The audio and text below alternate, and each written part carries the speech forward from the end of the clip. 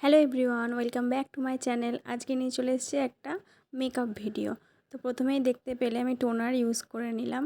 তারপরে এটা হচ্ছে পিএসসির অ্যাকোয়া ব্লাস্টের ময়েশ্চারাইজার, যেটা হচ্ছে তোমার ওয়াটার বেসড ময়েশ্চারাইজার, যেটা তোমার সামারের জন্য খুবই ভালো। আর আমার প্রচণ্ড অয়েলি স্কিন আর আমার প্রচণ্ড সোয়েটিং হয় ফেসে, তো যার জন্য আমি এটাই প্রেফার করে ইউজ করা। নেক্সট হচ্ছে গিয়ে প্রাইমার, যেটা ইনসাইটের প্রাইমার। রিজনেবল প্রাইসের মধ্যে খুব ভালো একটা প্রাইমার। তোমরা কে কে ইউজ করো আমাকে জানিও।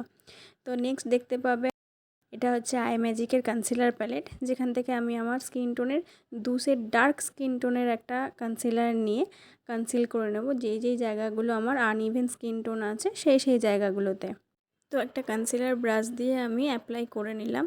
তো অ্যাপ্লাই করার পরে হালকা হালকা করে ব্লেন্ড করে নেব। এটাকে খুব বেশি ব্লেন্ড করা যাবে না, তাহলে অ্যাকচুয়াল কনসিলারটা উঠে চলে আসবে, তাহলে কাজের কাজ কিছুই হবে না।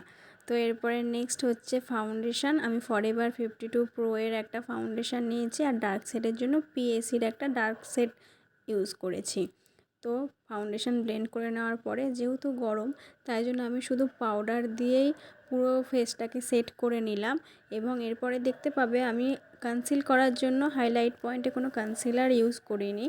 আমি আমার কম্প্যাক্ট পাউডারেরই একটা ফেয়ার স্কিন টোনের কম্প্যাক্ট দিয়ে আমি হাইলাইট করে নেব হাইলাইটিং জায়গাগুলোতে। তো এটা গরমে স্কিপ করাই বেটার মনে হয় আমার, কারণ আমার যেহেতু অয়েলি স্কিন, তো ক্রিমি প্রোডাক্ট যত কম ইউজ করব ততই ভালো।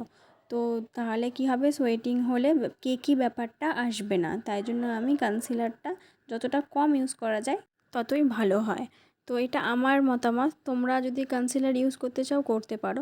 তারপরে আমি আইব্রো ড্র করার জন্য প্যাক আই ম্যাজিক দুটোই আমার কাছে আইব্রো পোমেড ছিল। তো আমি প্যাকটা দিয়ে আইব্রোটা একটু ড্র করে নিলাম। তো বেস ক্রিয়েট করার পর আইব্রো ড্র করলে খুব সাবধানে করতে হয়, নয়তো বেস খারাপ হয়ে যায়। তো মা এর মাঝে আমাকে একটা টিফিন করে দিয়ে গেছিলো, তো সেটা খেয়ে নিচ্ছিলাম। তো এই যে দেখো, আমার আই মেকআপ কমপ্লিট। যদি আই মেকআপের ভিডিওটা দেখতে চাও তো কমেন্ট করো, আমি আপলোড করে দেবো। তো ফুল আই মেকআপ কমপ্লিট হয়ে যাওয়ার পর আমি একটুখানি ল্যাশ কার্লার দিয়ে ল্যাশ কার্ল করে নিচ্ছিলাম। তারপরে মাস্কারা লাগিয়েছি, যেটা খুবই ভালো লাগে, চোখটাকে আরও এনহ্যান্স করে। তো মাস্কারা লাগিয়ে আমার মোটামুটি লুকটা কমপ্লিট। তারপরে এই যে দেখতে পাচ্ছ, কন্ট্রোল করা বাকি ছিল। তো আমার স্কিন টোনে যেই কন্ট্রোলটা যাবে, তো সেই কন্ট্রোল সেটটা নিয়ে আমি কন্ট্রোলিং করে নিলাম।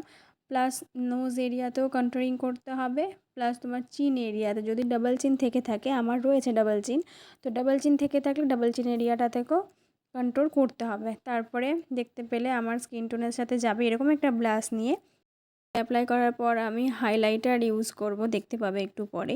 তো হাইলাইটিং জোনগুলোতে হাইলাইটার খুবই অল্প দিয়ে নিয়েছিলাম, কারণ আমার খুব বেশি হাইলাইটিং পছন্দ না। ওই জন্য হাইলাইটারটা আমি কমই ইউজ করি, ন্যাচারাল লাগে যেটা, সেটাই আমার একটু বেশি ভালো লাগে। তো এটা সবাই যার যার চয়েস থাকে। তারপরে আমি ডিলায়েন্সির একটা লিপ প্যালেট থেকে একটু, আজকে ভেবেছিলাম নিউড শেড রাখবো, ওই জন্য একটা মেরুন কালারের শেড নিয়ে লাইনটা ড্র করার পর একটা নিউড শেড অ্যাপ্লাই করে নিলাম। তারপরে ইনসাইটের ফিক্সার দিয়ে আমার ফুল লুকটা কমপ্লিট করলাম। লুকটা কীরকম লাগলো সবাই জানিও। এর সাথে একটা টিপও পরে নিয়েছিলাম। তো ভালো লাগলে লাইক কমেন্ট করে দিও। Thank you.